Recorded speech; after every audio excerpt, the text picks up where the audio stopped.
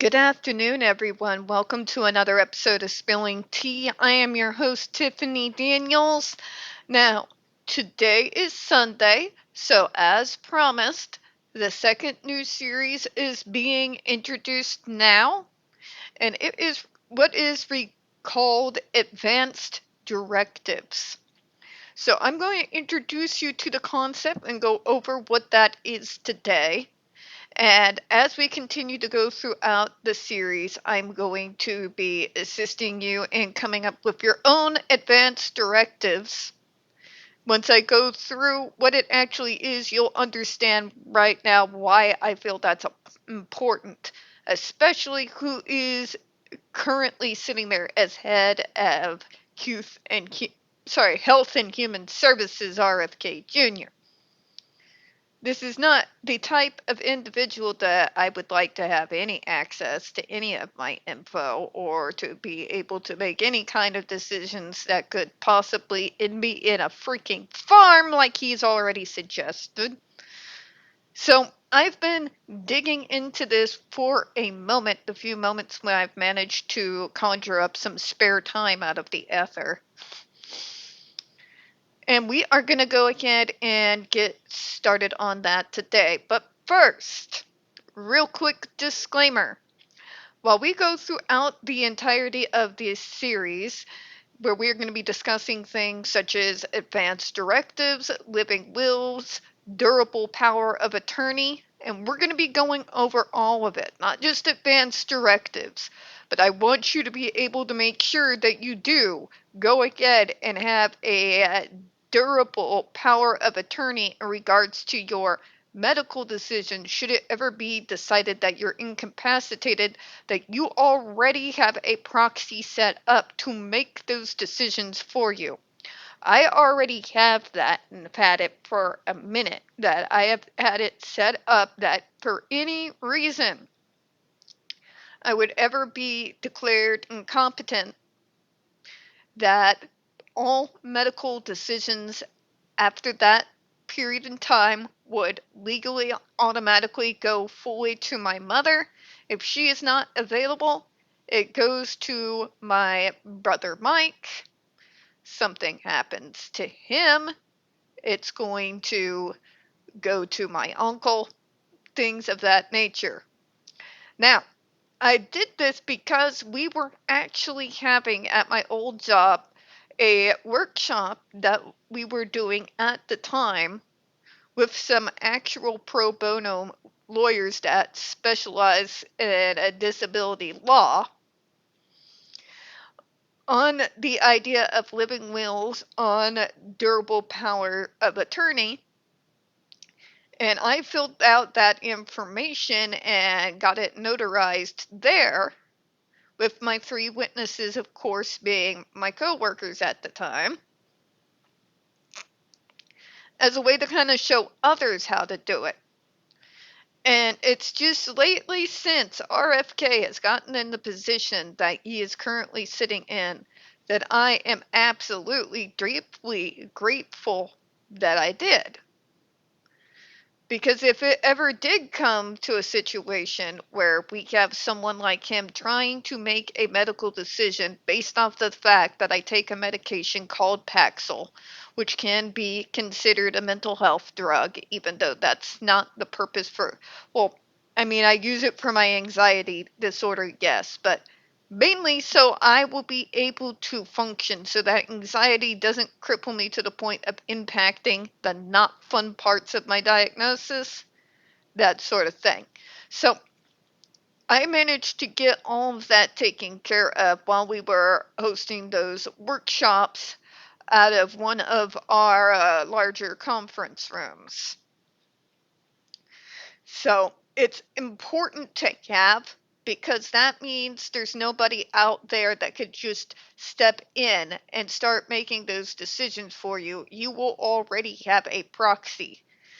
And that provides some protection if it is somebody that you very much trust in regards to making those decisions for you should it ever need to happen. That means Somebody's already there. The government can't stick anyone in their place. Now, that's talking paranoid. I know that's not something that's happened yet. It's just, I don't put anything past these people. I don't think any of us should. Because I tried to give the newer administration, you know, the benefit of the doubt. They're far worse than anything I could have ever possibly imagined. So I wanted to share this information with you all. Um, So, throughout the duration of this series on advanced directives and all the information that we're going to be covering, you're going to find links to all of it sitting right there in the description box for you. So, should you like to deep dive on the subject yourself or perhaps get involved, maybe find some lawyers to speak to make sure that you have things set up so you can make sure that you are protected, you should definitely be able to go ahead and do so. Trigger warnings. We're going to start with the political ones. I am not MAGA. I am not left. I am independent in the actual true meaning of the word. I'm not talking about someone that is loyal to an independent party.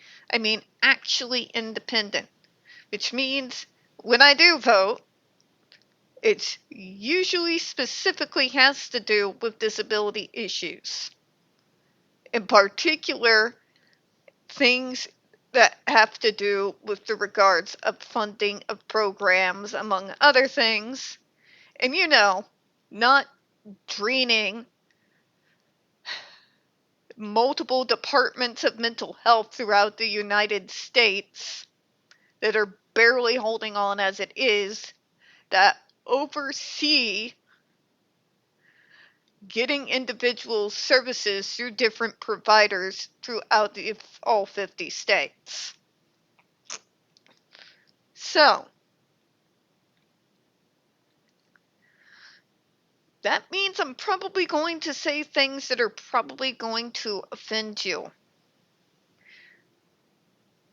I am completely here for fair debate based off of facts. What I am not going to be here for is A, lies. If you are in my comment section and you put any type of accusation onto any politician, I'm going to deep dive it. It's simply how I operate. I will find out if I am being lied to. I'm very good at what I do. And the moment I find out that I have been lied to, I will not respond to you. I will delete your comment quietly and block you from the channel.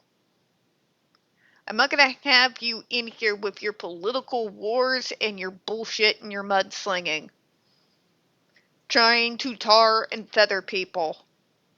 And making up random crap. We've got enough in the world that is horrifically wrong right now. We don't need that. Nor do I like it when people can't argue on the facts and they go back to name calling as though they never left the second grade. Same thing. Your comment will be deleted. You will be silently blocked from the channel. Either interact civilly in the comment section or just don't bother. Alright? I don't have any time for that. Anyways, I am actually going to do a video specifically at something that was brought up to me that turns out was a political smear that was very untrue, and I don't even know what type of conspiracy theory that they were trying to get me to buy into, but the fact check I conducted this morning literally dispelled all of it, so hence my warning today. Regular trigger warnings, we do have this channel marked not for kids for a reason. I do use profanity, and some of the things we cover on this channel, like the Judge Rotenberg Educational Center, are very dark. So if you have a child that is 16 and younger and they are watching the channel, very much parental supervision is very much advised. All right, so we're going to strap in and start with this introduction. Advanced directives. What are they? And of course, you will see the link to this right there in the description box. An advanced directive, sometimes called a living will, is a written document that tells your healthcare providers who should speak for you and what medical decisions they should make if you become unable to speak for yourself. This information is important if you become unconscious or otherwise too sick to make your wishes known. State and federal laws give you the right to make many healthcare decisions in advance so that your wishes can be honored in the event that you can express them. It is your right as a competent adult, a person over the age of 18, to decide whether to accept, reject, or discontinue medical treatment for yourself. This includes decisions about life-sustaining treatments such as breathing machines and feeding tubes. Documents such as the Advance Directive can help ensure that your loved ones and your healthcare team honor your wishes. Even though these situations can be uncomfortable to think about, planning in advance offers you and your family members peace of mind and helps eliminate the confusion in a difficult time. All right, so Advance Directives, a legal document that shares your wishes for care at the end of your life. So that's what it is talking about here. Now, I'm going to duplicate it because there was some more that I was wanting to go into. So it's just easier to go ahead and go backwards a little bit.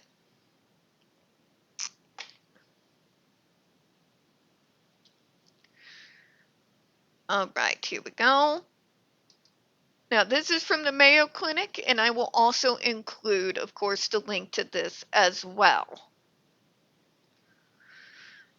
So, the reason why I switched to this is we have a few other things to talk about other than just living will. And the reason that's why I haven't done this until starting now, because I wanted to do some more digging other than just living will.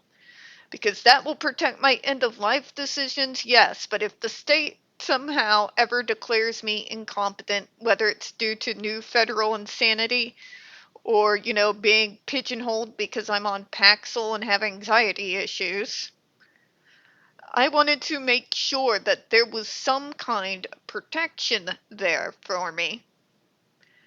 And lo and behold, my level of relief when I figured out what I was going to need was a durable power of attorney in regards to any and all medical decisions should I ever be declared incompetent. Thank you, work, and my own paranoia. Let's go ahead and start reading on it, shall we? Okay, so power of attorney. A medical or healthcare power of attorney is a type of advance directive in which you name a person to make healthcare decisions for you when you are unable to do so. In some states, this directive also may be called a durable power of attorney, hence why I called it that. That's what it's called out here in my state. For healthcare or healthcare proxy.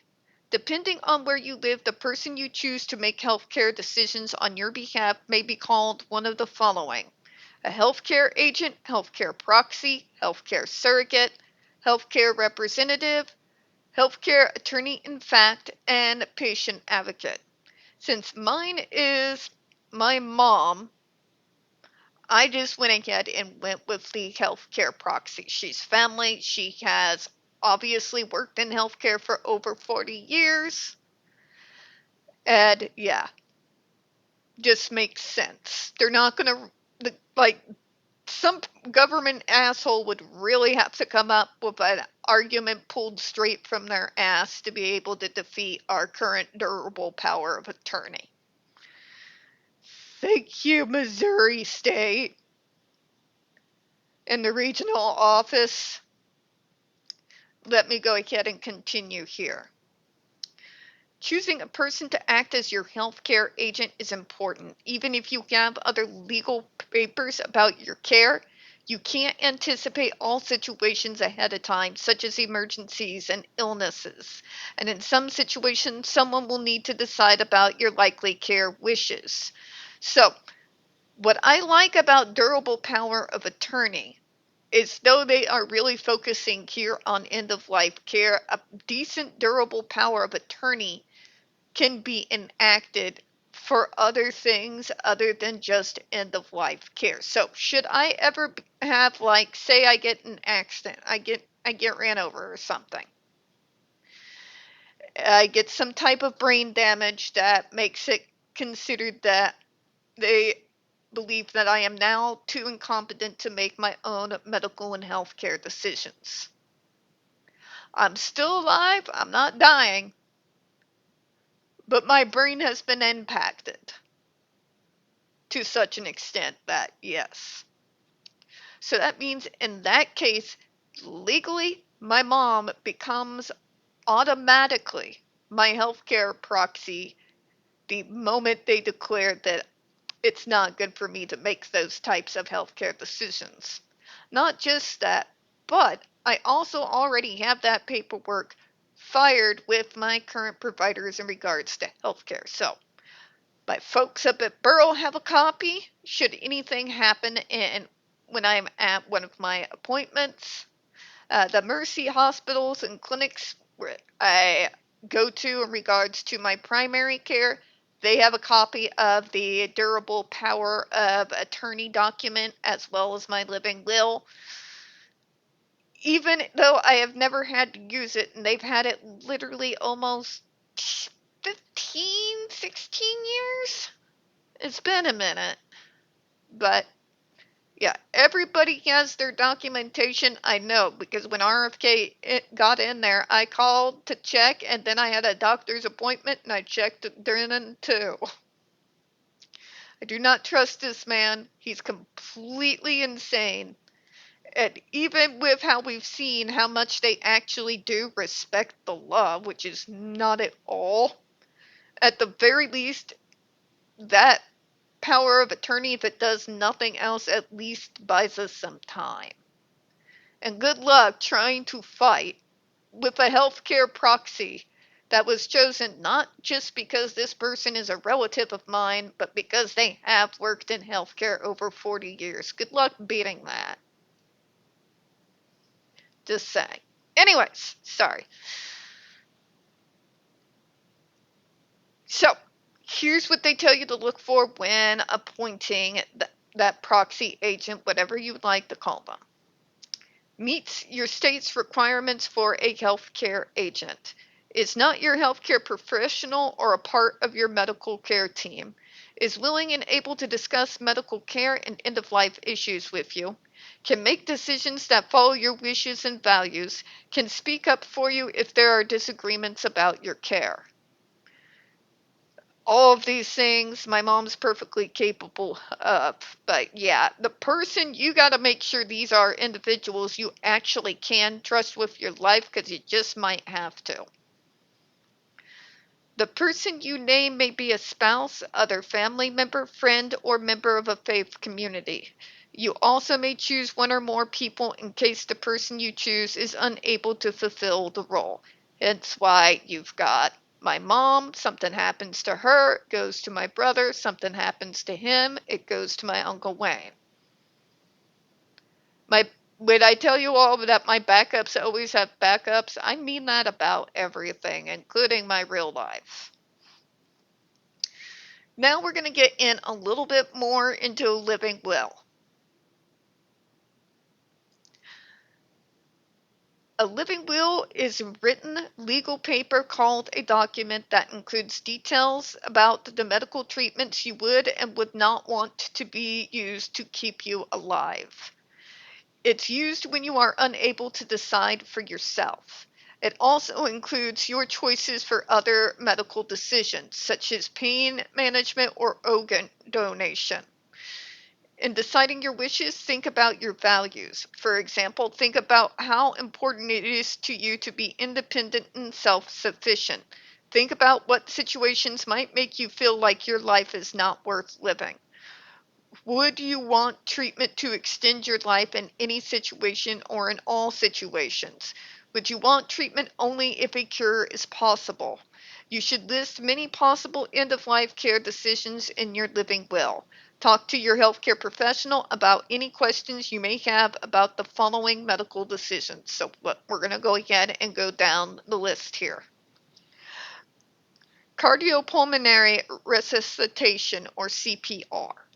CPR restarts the heart when it has stopped beating. Decide if and when you would want to be revived by CPR or by a device that sends electric shock to the heart.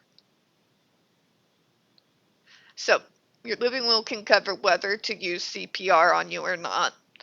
Pacemakers and implantable cardioverter defibrillators, are also known as ICDs. A pacemaker keeps your heart beating steadily, while an ICD shocks your heart if it beats irregularly. If you have one of these devices, decide when you would want it to be turned off. Mechanical ventilation. A machine that helps you breathe is called a mechanical ventilator. It takes over your breathing if you're unable to breathe on your own. Think about if, when, or for how long you would want a medical team to place you on a machine to help you breathe. So if you're one of those individuals who do not want to deal with that, where essentially you just have a machine helping you live, but the rest of you is gone, that's part of